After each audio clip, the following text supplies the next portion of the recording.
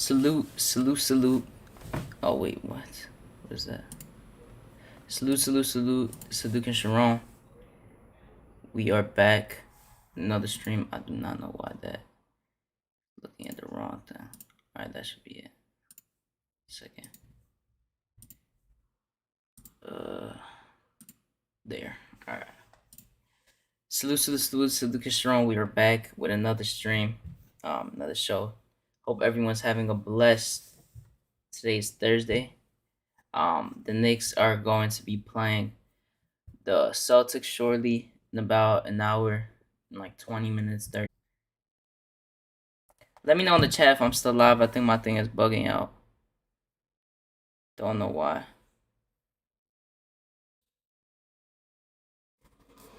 Is everything good? Alright, salute to C-Mac in the chat. I see you. Big Shiesty. I'm opening on my phone just to see that if everything is alright. Yeah, everything seems to be good. Vision, salute, Big Shiesty, what's good? Pierre Moise, I see you. I appreciate it. Yeah, my thing was bugging out for some reason. Said that thumbnail is what Randle should be doing all season. Yeah, wish. Salute to the president of the RJ Barrett fan club. Okay. What's good, Josh? Salute to everyone. You already know the usual. I'm gonna go over stats for this game real quick. Now I'm gonna talk about things that have happened throughout the past few days. Randle John. I'm talking about flight. Yeah, that's funny. But let me go over this real quick, and then I think I might have people on. I'll see. It really depends. But yeah, let's get into it quick. So as you can see, New York Knicks won 94-104.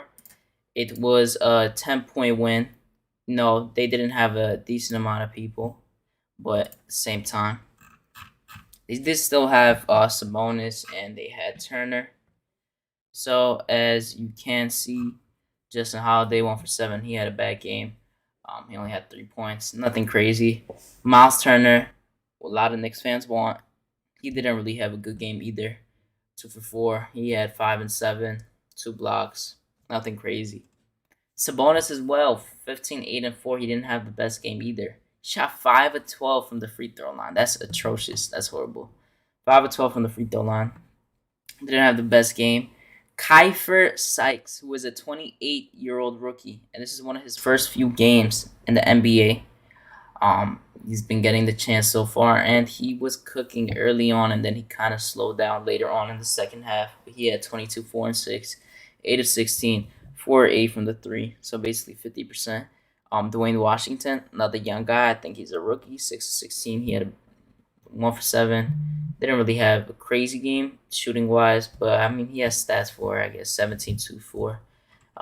Lance Stevenson, who actually went off yesterday against the Brooklyn Nets, he had 30 points.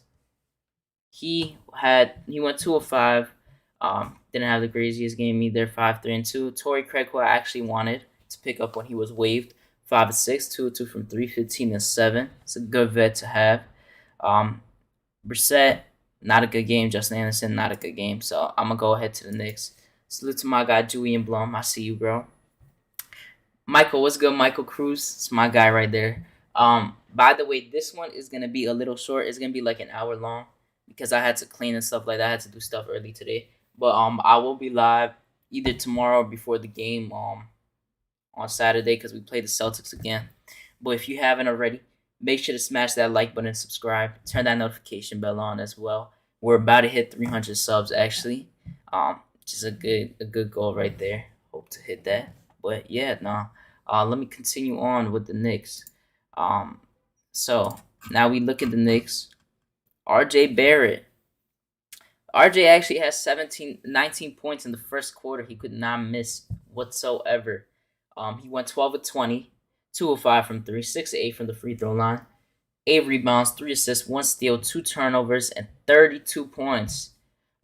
Julius Randle, who just came back from protocols, shout out to Julius Randle, 12 of 20, 2 of 7 from 3, 4 of 6 from the line. He had 30, and then he has 16 rebounds, 4 assists, and 1 steal, and 3 turnovers. This is the first time in the 3 years of them playing that they've both had 30 points. Same game. It's crazy. Taj Gibson 1 for 2. He had 4 and 6. He's just a body out there, but he's still a good vet. Alec Burks did not have the best offensive night. Yeah, 14 points, 6 rebounds, 4 assists, but he did have 3 steals as well. Evan Fournier was just running cardio out there. He had a donut. I'm not gonna talk about that. Quentin Grimes came in, played 20 minutes. He made 1 3, and I guess that's basically it for Grimes. Mitchell Robinson 4 5, 8 and 8. He had a solid night. Quickly 3 of 10, 11 points, 2 rebounds, 1 assist. Not the best game again. Obi, who just played 45 minutes the night before, he only had 9 minutes this game, which is actually pretty interesting. I did not think he was only gonna play 9 minutes. Let me see. Gotta send this to someone real quick. My bad.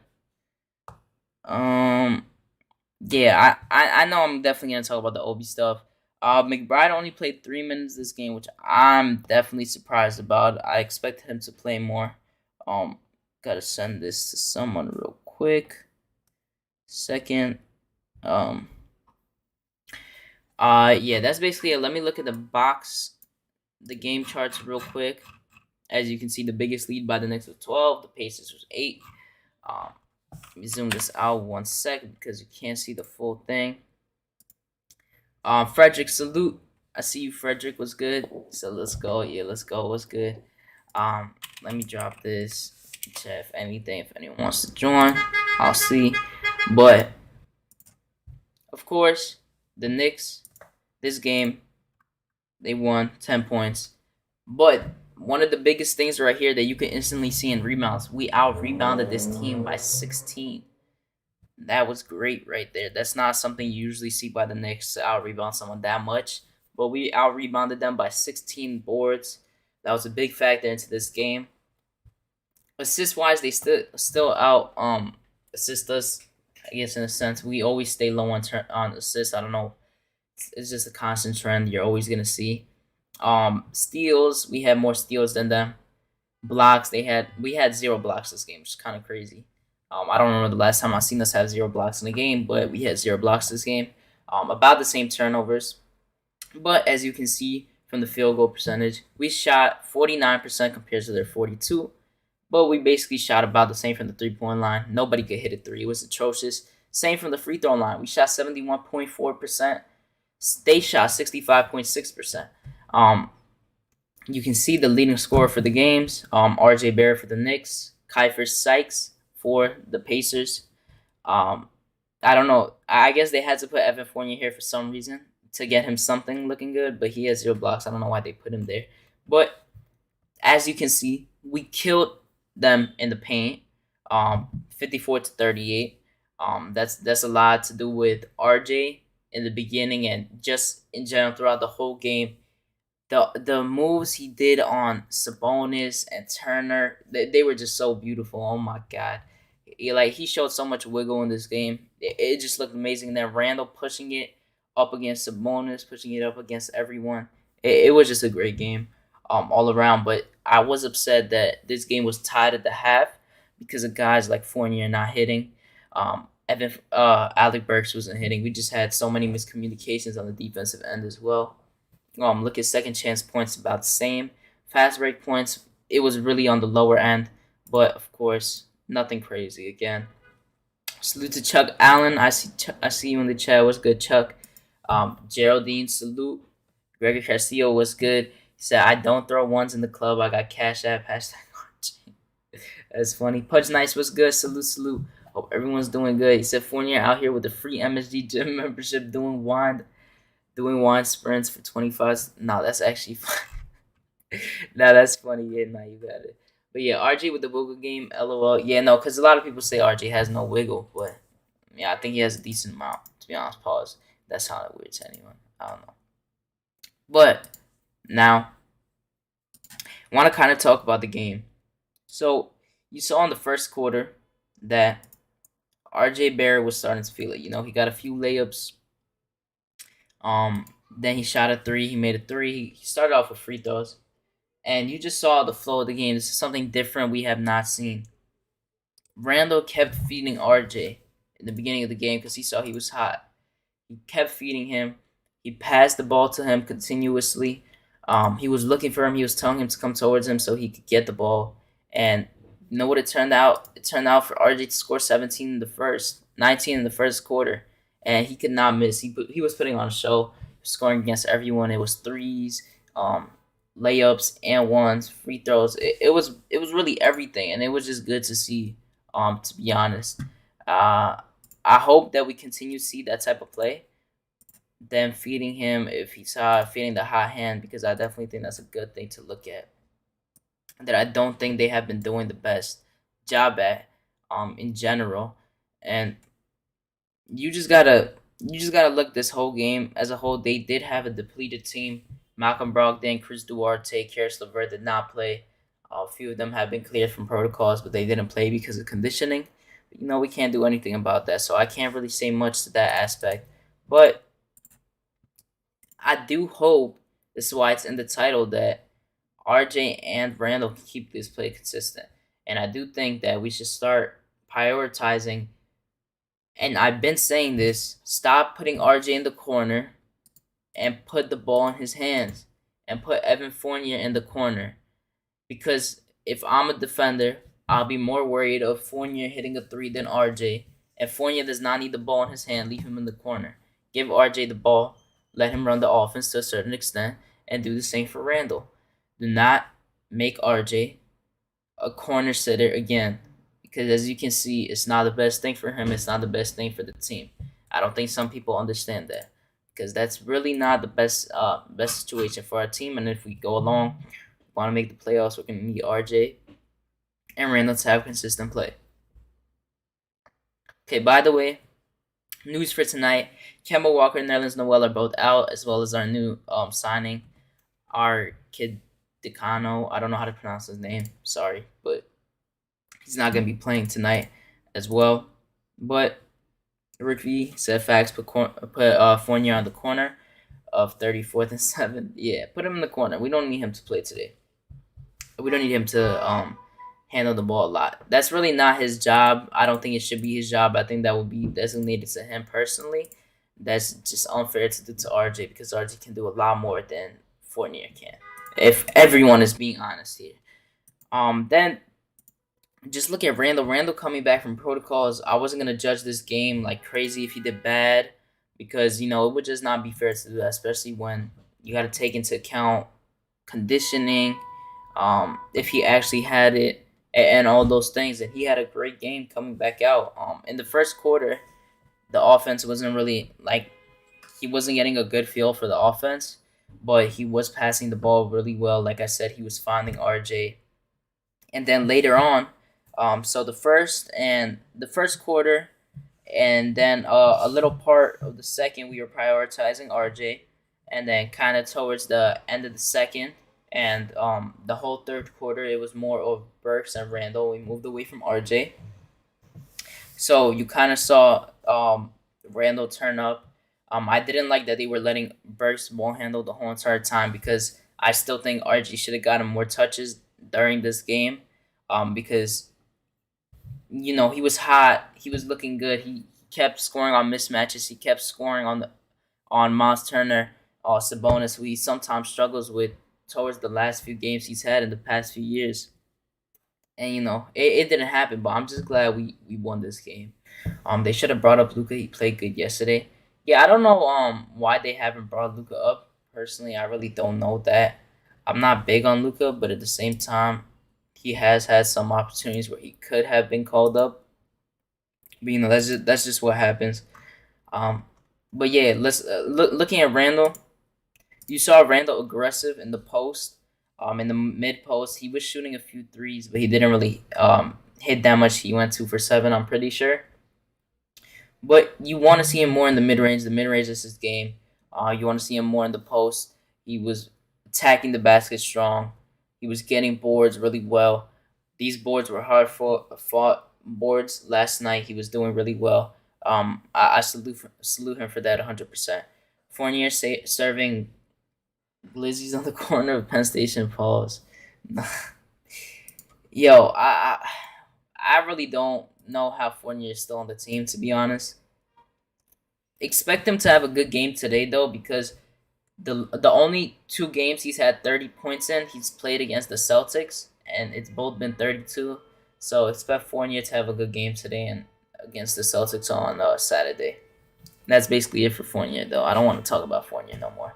Um, but I will talk about Obi Toppin because I've seen a lot of people being mad about Obi playing only 9 minutes this game, and I don't know if I talked about game he had. He played 45 minutes. He had 19, 6, and 6.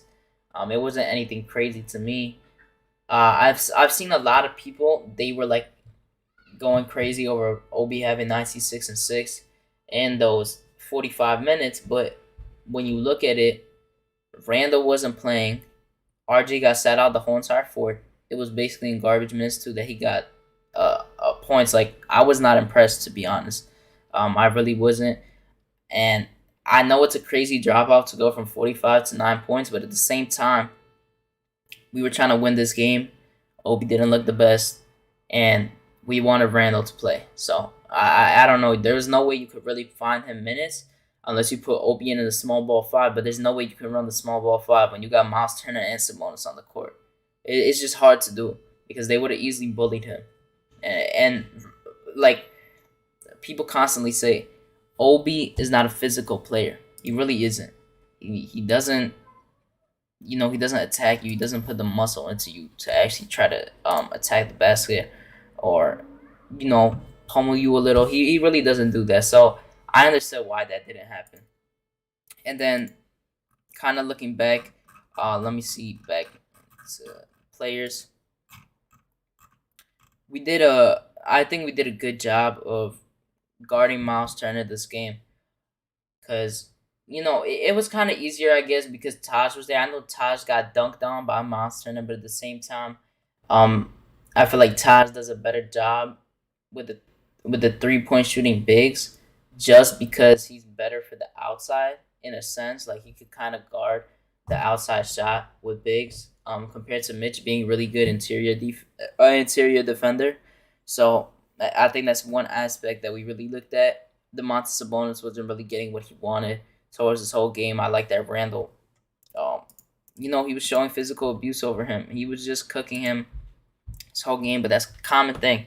Randle always does well against Domantas Sabonis, and he just showed it this game as well.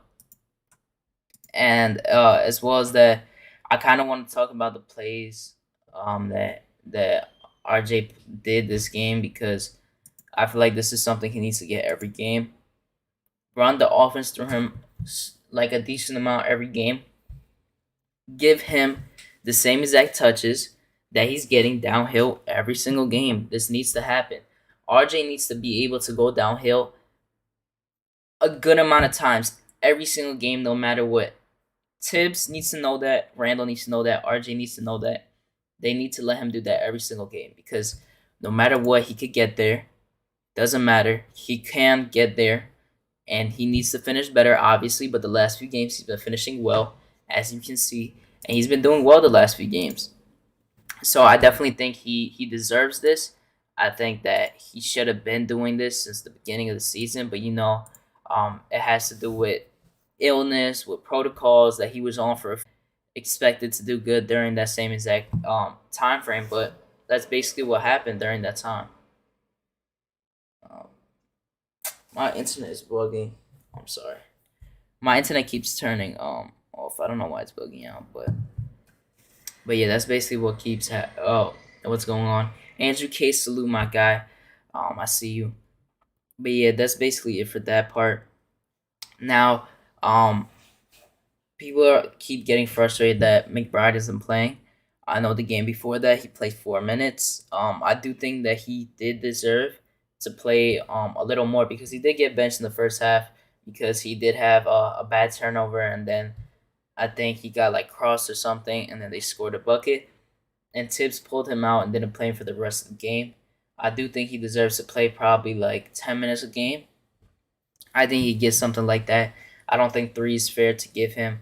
I wouldn't say it's primarily Tibbs. Like, I wouldn't blame him fully for this, but at the same time, I do think that he deserves to play 10 because of the defensive effort. And, he could shoot occasionally. He could get that mid range. He could go in the lane. But I really do think that's a big thing for him.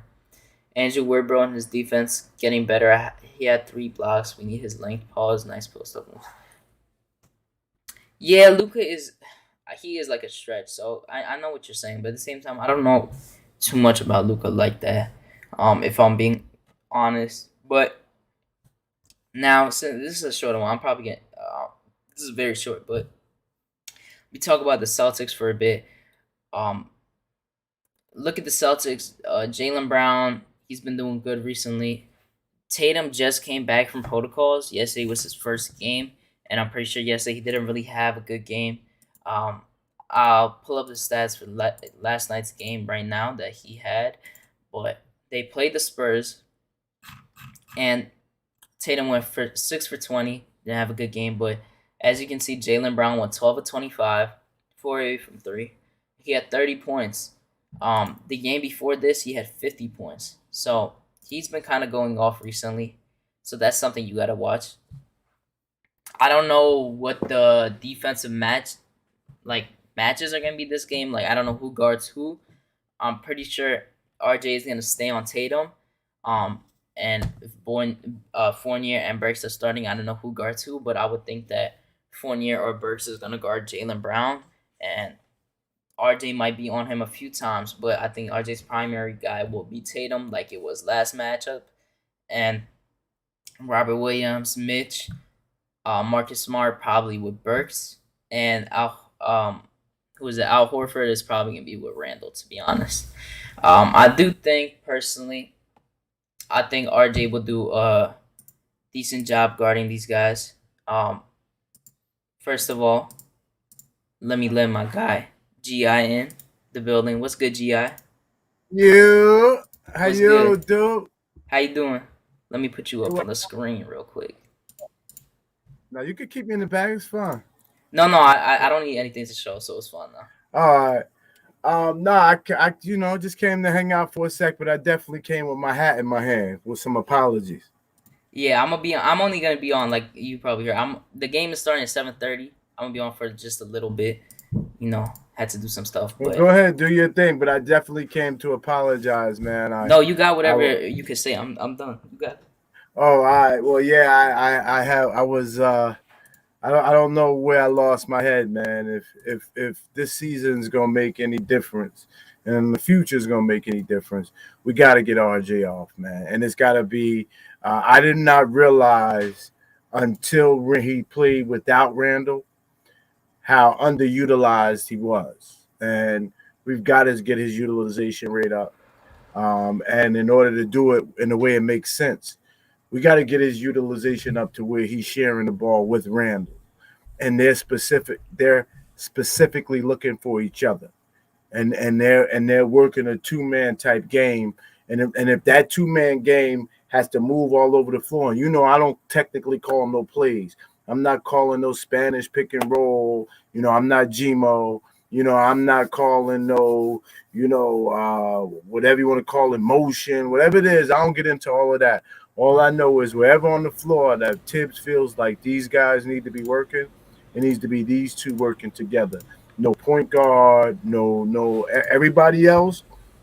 And I'll be honest, Duke, we're lucky because everybody else needs to be a catch and shoot player, Mm-hmm. or catch the ball and then try to create some secondary offense player. And we got some guys who could do it, Duke. I really do, and I think it might be easier for them. But if it's going to make any sense, if we're going to maximize this team, Duke, then your man RJ, that you've always believing in, and maybe you've been saying this, Duke. Have you been saying it the way I'm saying it, or have you been saying it differently? How Well, when you're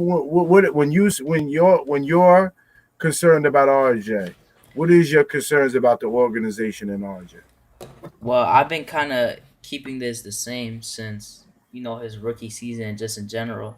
You can't get a guy who he worked in spacing in Duke. He shot the mid range a lot. That was one of his best assets. The mid range pull up, whatever off the dribble, and then he was a slasher and a playmaker. He was not known for shooting threes, being a corner sitter. He came into the worst spacing in the league, in the Knicks, and they had Mook and they had Randle holding the ball a lot towards the first half. Then Mook got traded, whatever. But I never thought that they really put him in the right spot and the right role to actually show his true potential. Kind of like what you're saying. Like I've been saying this. Like last year, I didn't think he deserved to sit in the corner the whole time. I just think this was a type of thing where Tibbs and the organization saw that Randall was making everything, and he was scoring and he was doing all this, and this was like the best way probably to win instead of helping to grow another player at the same time. I've been saying RJ needs to get more offensive touches. You see, when he has the ball, he creates a decent amount of shots for other guys. They're not making it. It's not. I don't think it's anything on him. It's kind of like Randall when he passes out and someone misses. Same type of treatment. But you need RJ to have those touches downhill every single game, no matter what. And this is something Tibbs has to tell everyone. Tibbs has to tell Randall. Tibbs has to tell RJ that he's going to give this every single game. He has to tell the whole team to spread out when he gets the ball, and then he needs to go downhill in that lane because no matter what, he can get to the basket. If he's gonna finish, it's on him. If he finishes like he did the last few games, it's gonna be perfect. But those are reps that he needs to get, and he should have been getting since he's been a rookie. That's just what I've been saying, and I think Tibbs has been doing it a little bit more, where he's putting it in RJ's hand. You saw the game against OKC; he was 9 of 11 inside the arc. He was getting guarded by Lou Dort the whole entire time, basically, and Lou Dort is a defender I want for the team to play next to RJ, so he can play that defensive role. And if anything, he could do, he could score also to a certain extent. But I do agree with you. I was watching Freezy's show before I went live, and I heard you say the same thing, that he needs to get those touches downhill no matter what, and they need to make that a priority. You need to have Randall and RJ play the two-man game. I've been saying this. Stop doing that No, BS with but Fournier what and did you? Randall. But what did you were drive? You wasn't driving when I said those things. What were you doing when I said those things? Oh, I was cleaning. I was cleaning. Oh, Yeah. I did you almost die? Did you look to see say that is that really GI saying those things? I was surprised because I was like, "Oh, gee, I said this. Or am I sure he's? Like, I don't know if I'm like exaggerating. If this is actually him saying, because I'm like, I've been saying this for the longest time, but Randall and Fournier play like Randall and Bullock, and I don't need that. And Fournier can sit in the corner because you're more likely to be scared of Fournier hitting a three than RJ, and you have RJ more on the ball than Fournier because Fournier doesn't work well like that on the ball, and that's not something a necessity for our team. It should be RJ and Randall, and then you have the third scorer. It shouldn't be Randall and then Fournier and then someone else and then RJ. It just doesn't make sense to me. Oh, I love it. I really do. I just hope that Randall is mature enough to understand because we definitely have been able to assess that after last year, for him to make the mistakes this year, that he just doesn't have high basketball IQ. You can't. You wouldn't continue to make those same type mistakes. Are you hearing that feedback? No, I don't hear the feedback. Okay. It's going now. Yeah, you would hope that this is his third full season of being the primary ball handler and scorer on a basketball team. He should be improving in that role. So that's why it's clear that he's not a number one. That you really want to go into a championship, one must win game. You don't want to go into that game with Randall as your guy taking your last shot. But right now he's all we got. So you can't got to play the cards you're dealt. But he has to understand that in order for the team to be good, he has to sacrifice something to make sure he's using his game in the format that gets RJ going downhill. And I think it's possible. I really do think it's possible. Um, I agree. I really do think that in general, like for me, like RJ was in a slump before, but at the same time, he said he was sick for a few weeks. Tip said he couldn't go into the gym a lot. It's a whole bunch of things, and then he comes back for 3 games. He looked good, 32, 19, and 19. Then he gets sick again with the protocols. He's out. and then he comes back. He's talking about tweeting about conditioning, how he has tightness in his chest, because of actually having it and stuff like that. And I think that it all has to do with him just missing shots in the beginning and him going through these illnesses. And now I think that since he's healthy, he seems to be healthy now, that he's going to be more in rhythm. I think we're going to see consistent play from both of them, to be honest. The thing with me is that Randle was going to get his points. Probably this year, it's kind of harder to think of, Randle's going to get his 20 or whatever he's going to score, but it should be a main priority to give RJ those touches as well that he needs in order to develop as a player, in order to actually be that number two that we need for this team and one day overtake Randle. Like in the next 2 years, maybe year and a half, you never know what happens. But I do think that should be a priority of the team, and I just think they haven't done the best job to really make that be put into fruition.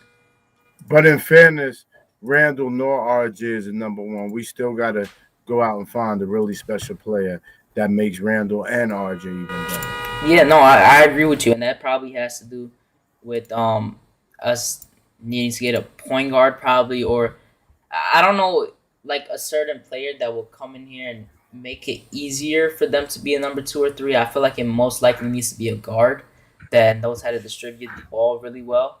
I think that would be the best thing to do, but there's not really a lot out there that can do that for us in this current situation because they're locking up their guards every single time they draft them or they have them. Not a lot of guards are out there except Aaron Fox and guys like that. And there's been rumors to him for us. I've been a fan of him, but he's kind of having a down year right now. He's been playing good Yeah, the but the last two problem, games and stuff like the that. problem, the problem is, Duke. If you really want RJ to get off, then you really got to be patient and accent him there, because the guy sitting next to him needs to be able to play off the ball and catch and shoot, Hmm. or he's going to turn RJ into the catch and shooter. And RJ is the guy I want playing downhill. We said we're going with that, right? Yeah, And if it starts to work, then De'Aaron Fox is not a type of guard that you want standing around and shoot. yeah. You That need, you that need that's a what better shooter. that's what I think too. That's why I don't think that's the best situation right now to look for, especially if you still have Randall on your team. I think it would work if RJ and Fox are on the same team just together, but at the same time, none of them are like Fox is a good mid range shooter, but he's not a good 3 point shooter. RJ is right now he's not shooting good, so it would be hard to put both of them together or all three of them together because they've both been bad shooting wise. If you have that much inconsistency in shooting, it's gonna be a tough thing to do in general. Exactly. Exactly.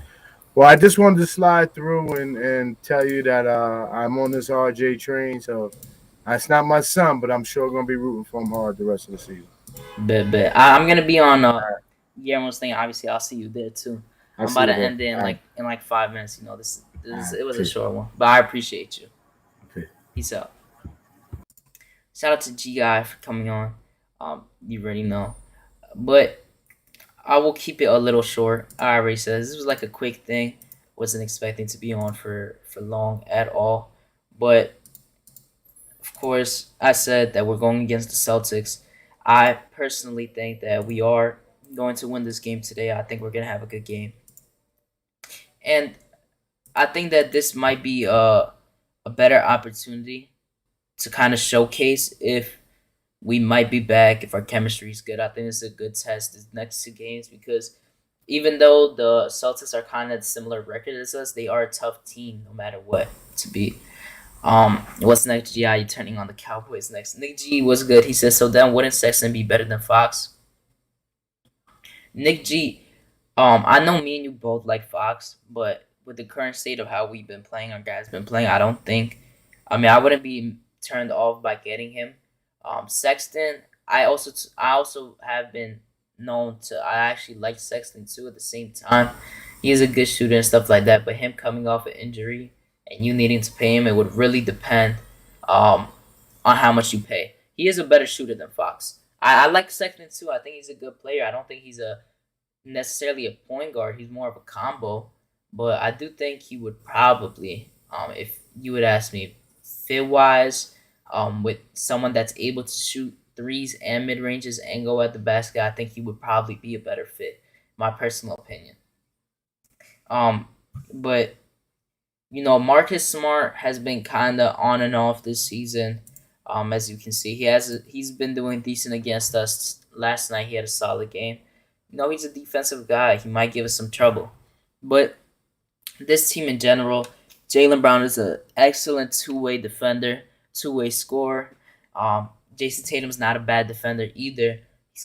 He's been doing recently better on efficiency and scoring. We'll see what he does today. But he hasn't really done the best against us so far in our meetings. Grant Williams though.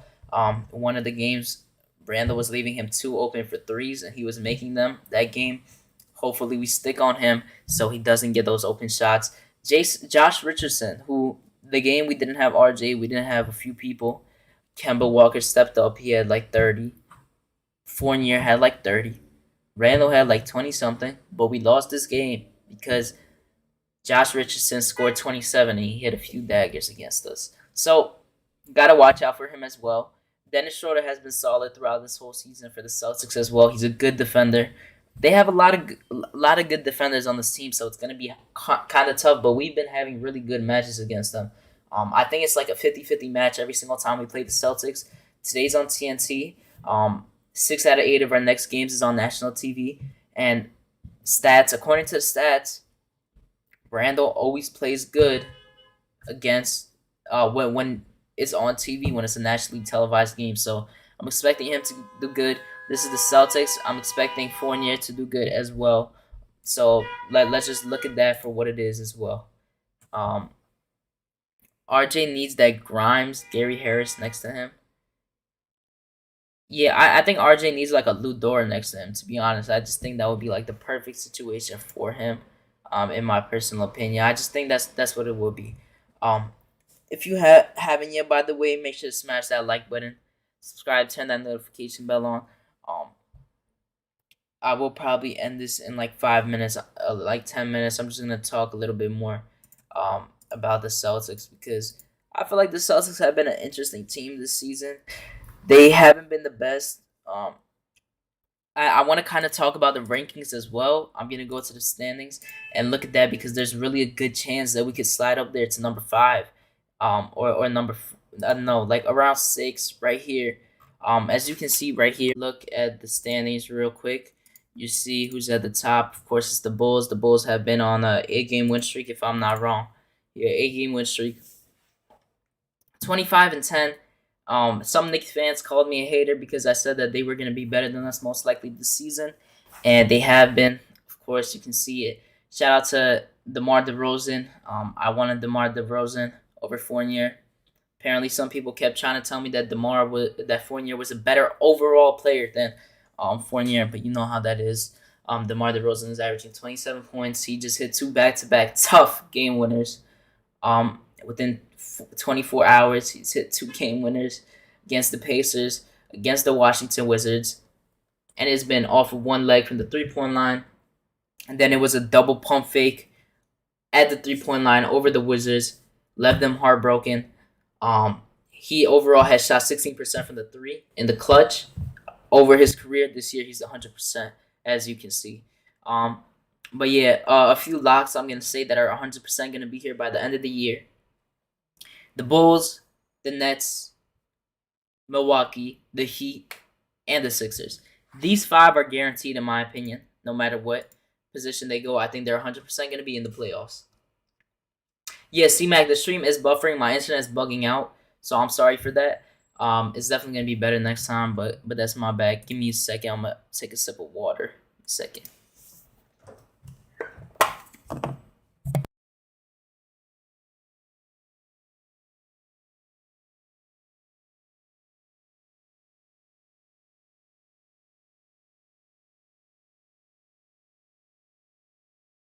My bad. Salute to Eric Surreal. Salute to Kaiser Souza. What's good? We got 20 people rocking in here. What's good? Shout out to you guys. But yeah, look at the standings. Let me know in the chat, who do you guys think out of this top 8 so far is not going to be there towards the end of the season? And who do you think are confirmed locks for you, in your opinion, to be in this in the playoff bracket? or seeding, because you look at it right now, there's a good distance between us and the Pacers. These three teams, I think, are going to be around the same spot the whole time. The Hawks, we're actually doing better than them, but yeah, we're doing better than them. But even before that, they were struggling. But you look at this, we have the same record as the Celtics, so these next two games are really important, especially for tiebreakers and all these things. We're 1-1 right now. I think that we can. I think we could beat them both games, but it really depends. We might split it most likely, but I do think we at least take one. You look at the Washington Wizards from their last 10, just like the Celtics. They started off 10-1, and then since then they've won 8-19, which is obviously not good at all. Look at the Hornets. They started really well as well, and now they're 20-19. They haven't been the best. I think they're not going to be in the playoffs. They're most likely going to be in the play-in. Say we're going to verse, I don't know what other teams, but they're all below 500. So there's a great chance we can go on a win streak right here, or at least win most of those games, and we can go up here automatically around this area. I think this is, by the All-Star break, we should be around the 6th or 7th seed. My personal opinion. Let me know how you guys feel in the chat about that.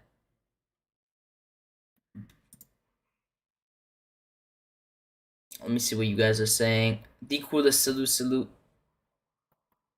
GI is not in here, by the way. He already left. Jerry Fist, salute. Nets and Bucks only 2 share bets. 3 equals 10. 3 to 10 up for grabs more than half a season. Nah, I say the Bulls are up there too, to be honest. My personal opinion.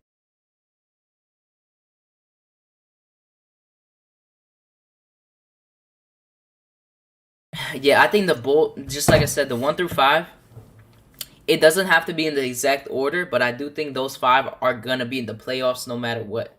I think they're going to be in the top 8 no matter what. No matter what happens. But I do think this is it is definitely a way that we can get into here, because we are 18-20, but look, 18 wins, 19 wins, 20, 18, 21, 21. It's not that crazy far off. We just need them to get a few more losses. And that's basically it for that. I do really think there's a possibility we can get up there, and I hope that we do our best job to really do so at the same time. But that's basically it. The Knicks go against the Celtics on TNT at 7:30. Expected to start around at 7:40. I appreciate you guys for watching. You know, I already made this claim before, but short stream today. This one is probably gonna be like 45 minutes. But you know, the next one is gonna be at least 2 hours, so make sure to look for that. In the next coming of 2 days, I'm gonna have people on. We're gonna discuss, conversate. Shout out to my guy Guillermo. Guillermo's gonna be on at 7:15. Guillermo's gonna be on, so everyone here, make sure to watch that. The play-by-play, I'm gonna be on that too for a little at halftime. Then after the show, discuss it with him and my other people. Shout out to GI for coming onto the show. Shout out to Freezy. I was watching his show earlier. I haven't been on his show in so long, and I need to try to wake up early to be on the show, because I've been wanting to discuss with him and everyone else about some stuff that has been going on with the team. But you know, since I don't have school, I don't wake up as early anymore, so I got to try to find time for that. So watch out for that. Appreciate all you guys for watching. Everyone who's watching now and watching in the replay, I appreciate you guys. Make sure to smash that like button if you haven't. Share if you can. Also share on social media. The channel in general. The channel is growing slowly but surely. We're doing better. Subscribe. Turn that notification bell on. And if you are feeling generous, I have my Cash App in the bio. You know, $ HadukenSharon, whatever.